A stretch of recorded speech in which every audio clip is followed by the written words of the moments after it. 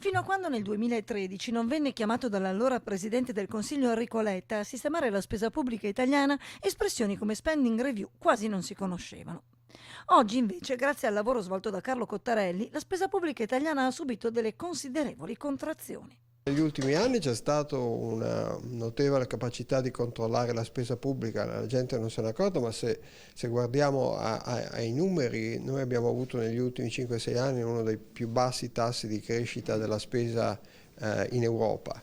Però bisogna andare avanti. Per Cottarelli il problema attuale vissuto dalla spesa pubblica è legato alla scelta di effettuare tagli lineari che non premiano certo le regioni più virtuose come il caso del Veneto. La cosa fondamentale da fare è adesso continuare a cercare di risparmiare, però in maniera più mirata, andando a colpire le inefficienze. A giudizio di Cottarella, dunque, nella spesa pubblica italiana i capitoli da tagliare restano ancora molti. A parte certi settori come l'istruzione e la cultura, c'è da risparmiare in quasi tutti gli altri settori. Ci sono alcune cose che sono molto politiche, non è più una questione di efficienza ma una questione di scelte politiche. Io ho sottolineato come su una spesa complessiva di 740 miliardi, spesa al netto degli interessi di circa 740 miliardi, 270 sono rappresentati da pensioni. Sempre difficile però toccare alcuni privilegi già in essere.